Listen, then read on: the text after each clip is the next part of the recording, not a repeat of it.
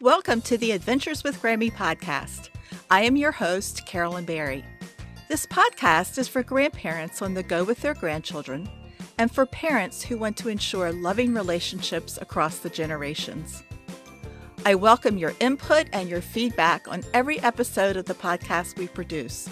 Please send me an email at carolyn@adventureswithgrammy.com or connect with me on Twitter and Instagram at Grammy Adventure. Please follow or subscribe to my podcast. It's free, so you won't miss an episode, and ask your family and friends to do the same. You can subscribe to the monthly newsletter by visiting my website, adventureswithgrammy.com, and clicking the newsletter sign-up link.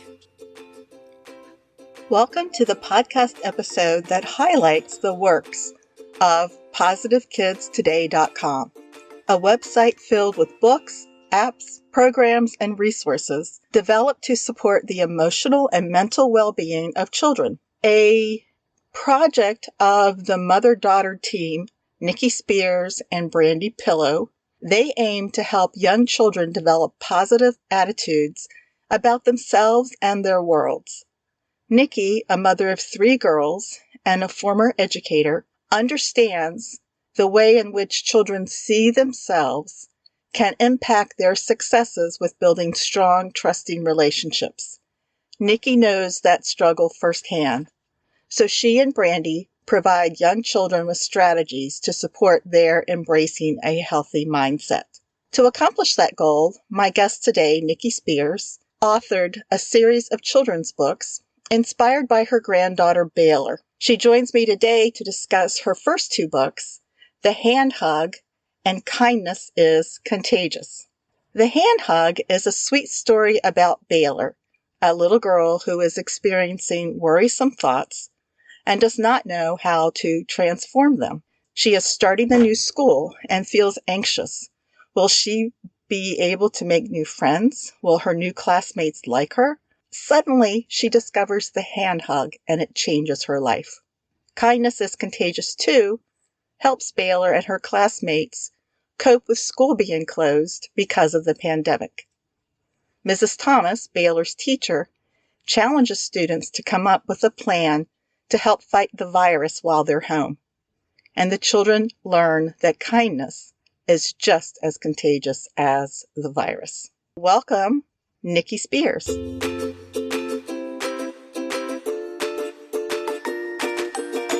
I love your book about the hand hug and about how Baylor has the worrisome thoughts and then they just disappear because of a hug in the hand. I loved also your analogy of the computer. Tell us about the process of writing that book and what your thoughts were as you wrote it. Well, the hand hug it was something I did when I was a principal and as a teacher, because I'm a former kindergarten teacher. And it's amazing how young kids can feel, they can feel your energy. And sometimes when they were upset, I would just take their little hands and place them in mine. And I would say, do you feel that? And they'd be like, and at the time I didn't call it a hand hug. I was just sharing my energy, my love. And they would just seem to, take the tears away, the fear away, and just that human touch, especially when you have some good energy. So you have to make sure your energy is good as well. But I wrote that book probably in about 3 months because it was actually I've written 3 books and it's been crazy. So I get confused with how, which one came first and where I was in the process. But The Hand Hug was my first book. And I knew I wanted to write about Baylor. I knew I wanted to write about worrisome thoughts. And it's almost like when I'm writing, it's like I'm telling this story. I don't know where the story is going. And that's what makes it so exciting, is because I start writing and I start really putting myself in the place of the character and how she's feeling and what's going on in her little mind. And I didn't know how it was going to end. So I get so excited to get to that part, that ending. And the way it ended was just beautiful. And I've always loved writing, but I have to be in the right frame of mind, the right spirit, the right energy.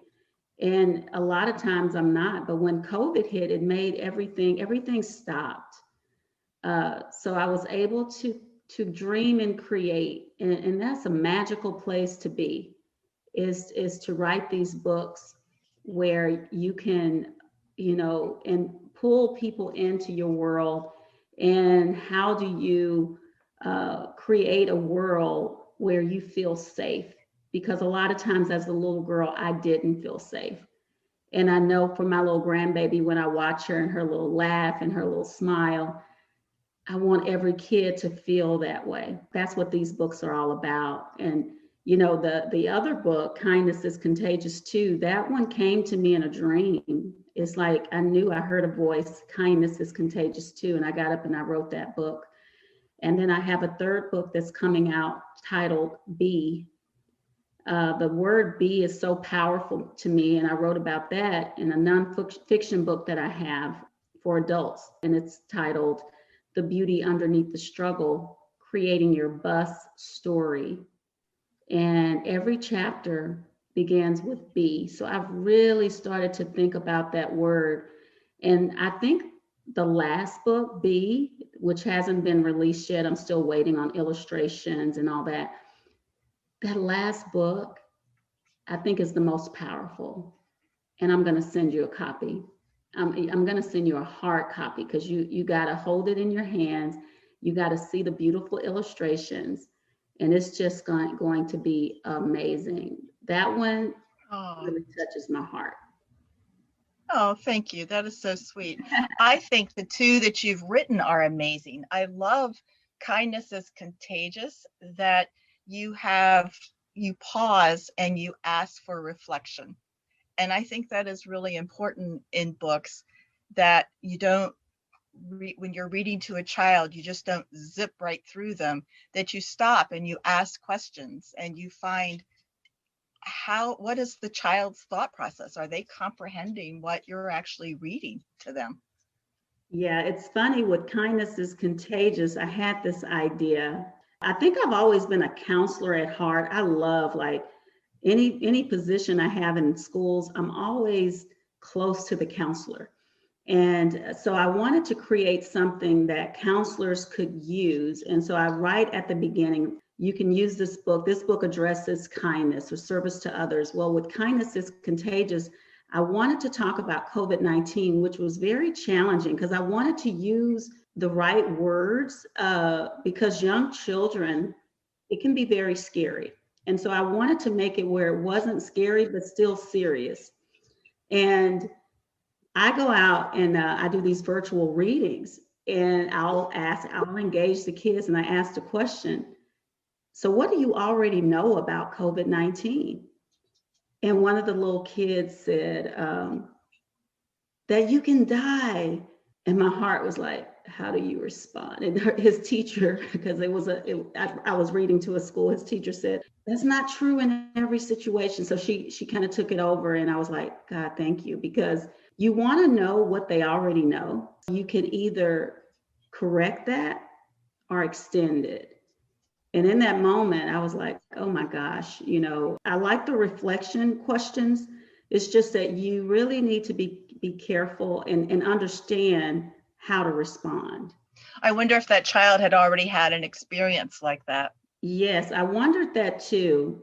I think the book is meant, after doing it and I was reading to an entire school, I definitely wasn't going to probe any further. I allow his teacher to manage that. I think it's meant to be read in a more intimate setting, so that you can take the time to explain, but if you're going to read it to a group of people, I would just read the text and not necessarily dive into some of the questions, really review the questions before you ask them. Even though this covers COVID, this is still a good book to talk about generally illness. I mean, once we get over this pandemic, I still see relevance for your book because we're talking about kindness, and so many people are ill with cancer or other kinds of illnesses that we can still talk about the need for washing hands and wearing masks.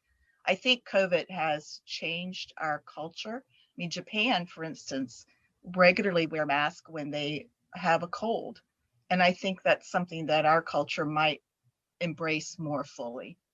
Yeah, you're totally right. It has changed the way we educate. Actually, the way we live has been changed, and I think what I wanted to do was have the kids, instead of focusing on all the things you can't do, what are the things you can, and how can we make the world a better place? That always, seems to put you at ease when you're serving in your purpose, and we're all here to serve in some capacity. And if our kids could learn that early, boy, they'd be so much further along than we are, So it's all about service to others. That's the secret to life. That is true. I like that philosophy. I like how you've said that. I like how the children come up with their ideas of a movie projector, of singing outside to their neighbors. I mean, those are just fun things kids can come up with. I think adults would have a hard time. We're so worried about everything that the kids are like, I'm just going to go out and sing a song. It's funny because, and you know this as a principal, it was so easy. Teachers would come to me and say, well, Miss Spears, this is happening in our classroom and I'm not sure what to do. I said, well, did you ask the kids? And it's funny that they have the answers. They just need you to give them the opportunity. But they come up with some pretty amazing ideas. And I just love the student voice. It's amazing. And I love seeing young kids feel like they have some control of their lives, and it's not all about the adults telling them what to do, but giving them choices and allowing them to make some decisions. Very empowering. And that's what you want to do at an early age so that we're not raising a lot of kids. If you think about it, in our schools, there are a lot of people so dependent on leadership. And when they have the answers already, it's just that we have this fear of maybe failure, this fear of judgment, and all these other things. But when you allow yourself to have, when you find your voice, that's so powerful. And seeing little kids as early as kindergarten find their voice or have a voice, I just love it. I think teachers sometimes are afraid of deviating from a prescribed curriculum, that it's hard sometimes. Exactly. So that's one of the things we're trying to change in the schools when we go in and speak and, talk about creating a positive culture, is we talk about the individual culture first and our beliefs and values and how all of that impacts our workspace. So it's helping people understand and assess who they are and think about where they want to be and what are the actions I need to take to actually make these things happen. I'm just so, like yesterday I had 2 events where I had to talk to a Head Start organization. Well, not had to, I had the opportunity to, in a school in Missouri. And I'm telling you, I get so full after speaking to them. It's just an empowering when you share with people their gift and allow and saying to them, hey, look at the opportunity in this moment and how can you use your gifts and talents, and you can feel the energy shift. It's an amazing experience. I hope your work extends to high schools too. I think it's important that we start this in kindergarten and preschool, but it is desperately needed on the high school level. Some of these students are so forlorn, they feel so beaten up that it's hard for them to be creative. It's hard for them to feel good about themselves. I worked a lot with kids with special needs, from all kinds of learning disabilities to medically fragile students. And my heart, although I loved working with the medically fragile, more severe disability students better, my heart always went out to the kids with learning disabilities who in high school read far below their grade level.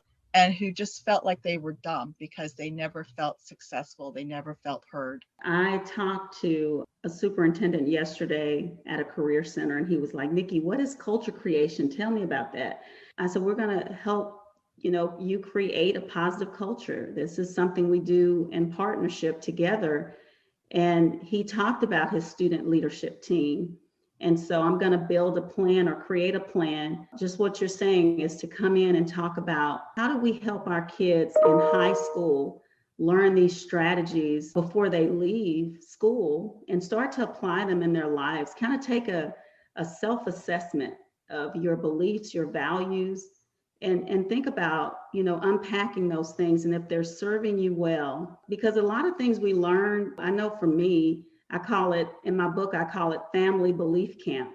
All of us attend this family belief camp where we adopt our, the adults in our lives, we adopt their, values and opinions, and we learn to judge and we learn to label.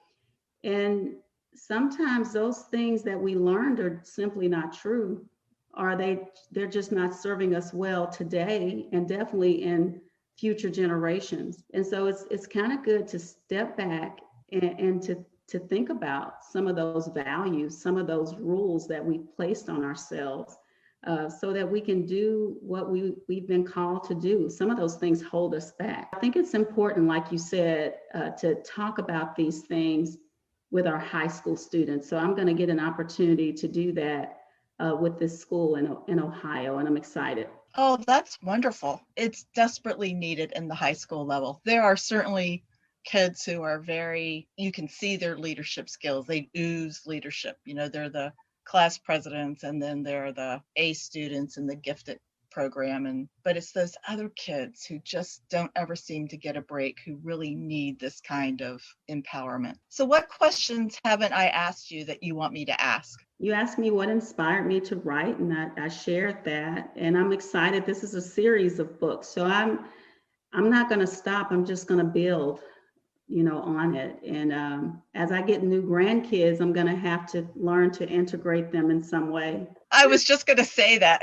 How many grandchildren do you have right now? I have one, and I learned I have one on the way. So that's why I'm thinking about this. I'm like, okay, baby. Like grandma. Right. Yeah, Baylor's going to have a friend. Exactly. But I'm excited.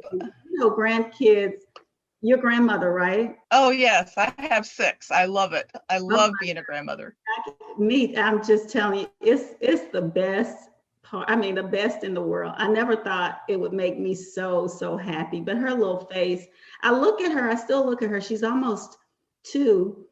And I still look at her like, where'd you come from? How did you get here? And it gives me an opportunity to do it all over again. I felt like I wasn't mentally and emotionally present for my own kids. I was going through my own thing of trying to get out of this dark place, and I didn't know how to do it. And I learned how to do it later in their life, but by then they had already grown up. And Baylor gives me the opportunity to try all over again. And it makes me want to cry because I can see the love. I can see her appreciation for the time. When Baylor comes over, everything stops. Computer, no phone, nothing. I give my all to her because I know how important that is. Well, I'm going to ask you to do what you recommend in your book, and that is not beat yourself up and to change your thoughts, because every single grandmother I know feels as you do. It is a universal feeling that we should have done better with our children. And I always feel I did the best I could with what I knew and what I could do. Oh my God.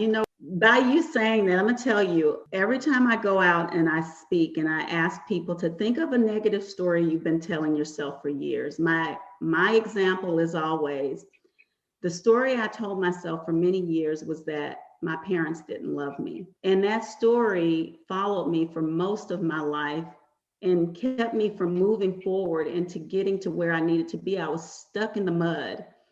And once I transformed that story and I said, my parents did the best they could with the knowledge they had. It's peace that came over me, or that will come over me when I think about that. Instead of saying they didn't love me, they love me and they did the best that they could. I even called my parents up and said how much I appreciated them, because I realized that I wouldn't be as passionate about students and families if I didn't have the family I did growing up. And so you saying that is just like, wow, that just hit my heart, because I say that all the time. You do the best you can with the knowledge that you have. And when you have more knowledge, you try to do better. And I think that's what grandparenting is. We have more knowledge. We've already been through it, and we're at a different place. We're not trying to raise kids and go to school or have a career or nurture a marriage. We're beyond that. And so we can step back and we can see, oh, I would have done this differently if I could have. And that's what we apply to our grandkids. And I don't think it is fair to us as adults to be unkind to ourselves. I mean, we have to be kind to us too. And the benefit is that I think the whole family is happier, and we get to pour all of this unconditional love into these little beings. And that's a great feeling. Thank you for that. That feels so good. And I I've learned to forgive myself. I did beat myself up a lot, because I felt like I wasn't there. But like you said, it's like you're trying to build a career, your marriages. And I went through I'm on my second marriage. I'm not married to my first husband, and that's Brandi and Bianca, my twins' dad. And going through all of that with kids was really hard. And now my life seems to be more stable. I feel more at peace. And plus, when you have grandkids, they eventually go home. They are not with you all the time. And I think that's why they called us grand. We have really earned that grand. Yes, thank you for saying that. Oh, you're welcome. I think your message is so important. And so many children's books, if you really sit back and look at it from a philosophical standpoint, it applies to adults too. Kindness is universal.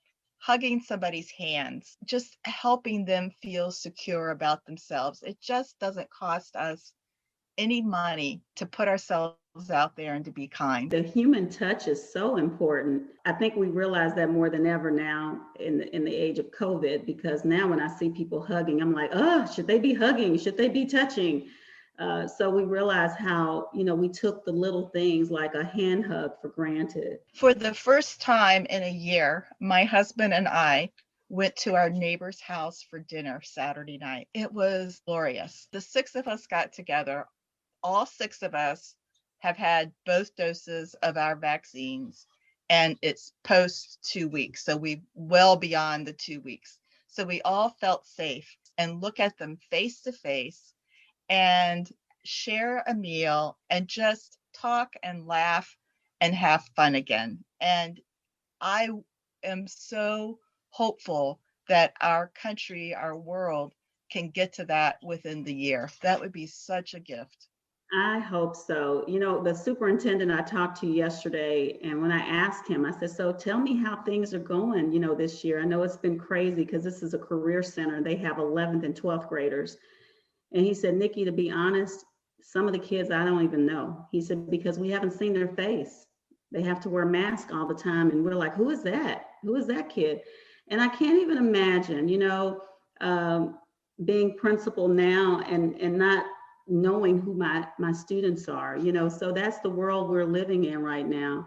So I do hope we can get back to, what's normal, because like my little grandbaby, she's used to masks. She's always trying to put mine on. And if I don't have it on, she's like, Grandma, like she's almost 2 and she knows you should be wearing a mask. I want to ask you a couple of other questions, not your book related.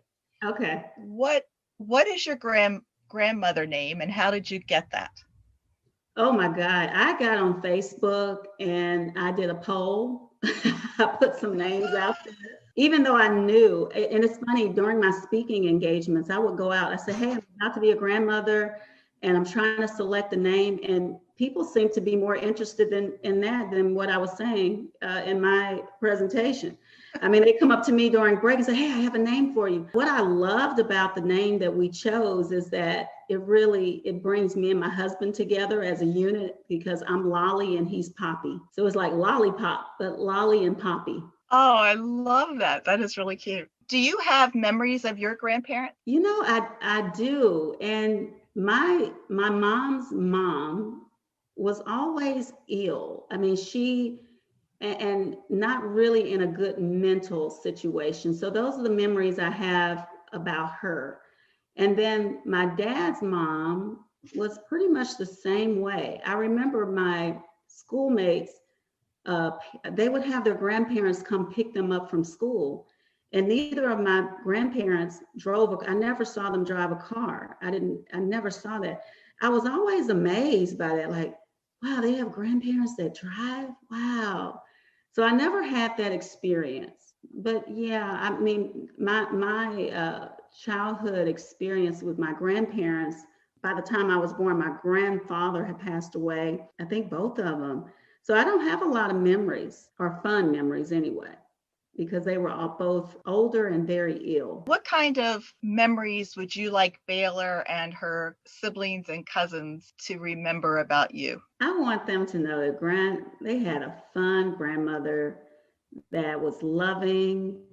And I leave these books as my heart print for them, so that they know how much I love and how important it is to love. That's what I want all of my kids to know. You're gonna make me cry. Oh, I don't mean to. This morning anyway, talking about Baylor and my kids makes me sensitive. Where can our listeners find you, and where can they find your books? Brandi and I have a website now. It's positiveKidsToday.com, and they can, contact us there.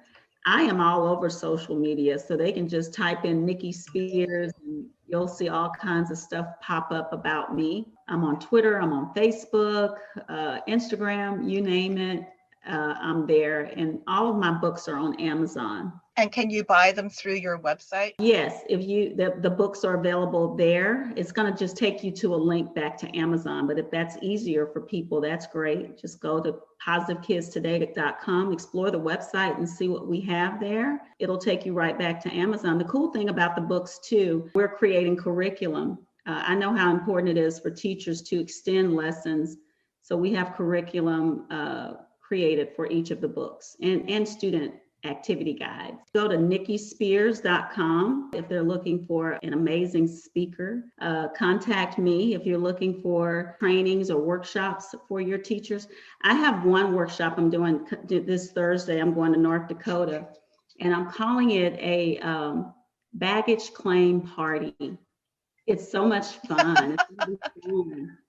And we're going to unpack. I have all the teachers bringing a bag from home, and we're going to unpack our bags. We're going to start to get rid of those things that we don't need any longer in our lives, so that we can live the life we were intended to live. So we're going to have a lot of fun at this baggage claim party on Thursday. Oh, what a wild idea. I love it.